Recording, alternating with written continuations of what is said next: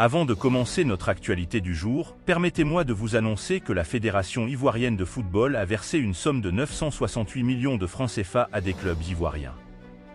Hier, la huitième de finale de la Ligue des Champions entre l'Atlético de Madrid et l'Inter Milan a été très rude, caractérisée par des tensions.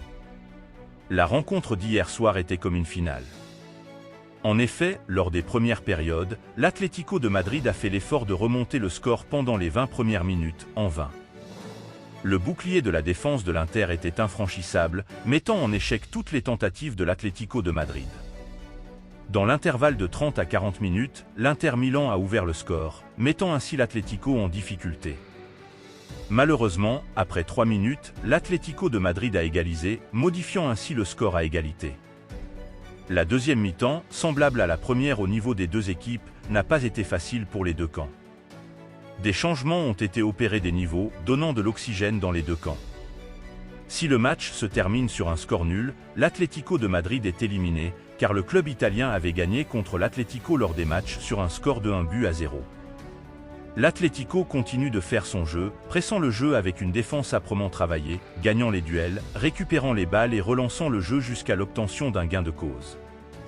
Memphis Depay trouve le chemin des filets à la 83e minute et relance le compte à rebours. Terminant sur un score de 2 buts partout, les deux équipes doivent encore s'exprimer en prolongation, voire en pénalty pour les départager.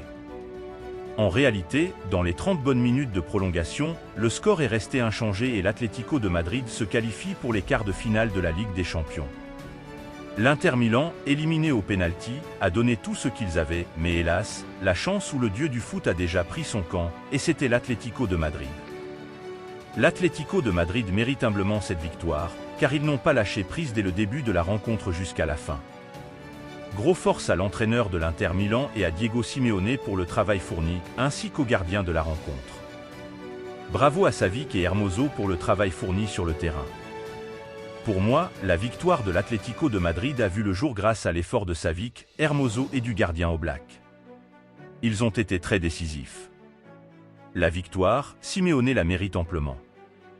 L'international gardien camerounais André Onana a récemment secoué la toile sportive par un achat que beaucoup d'amateurs de football ont trouvé abusif. En effet, selon les médias et la presse sportive, André Onana, dont la dernière Coupe d'Afrique des Nations n'a pas été à la hauteur, aurait acquis une grande maison de 3000 m² à Milan pour la somme de 6 millions d'euros, soit 3 936 540 000 francs CFA.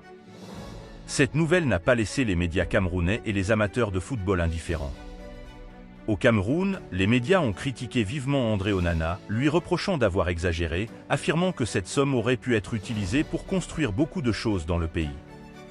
Certains suggèrent qu'Onana aurait pu créer de nombreux emplois au Cameroun pour aider la jeunesse, actuellement confrontée au chômage. Il est important de rappeler qu'Onana n'est pas le premier footballeur africain à acheter une maison à l'étranger, de nombreux autres l'ont fait avant lui. Que pensez-vous de la somme dépensée par André Onana pour acquérir cette maison ? Est-ce extravagant? Exprimez-vous dans les commentaires. Nous sommes donc à la fin de notre actualité d'aujourd'hui. N'hésitez pas à vous abonner pour plus de contenu.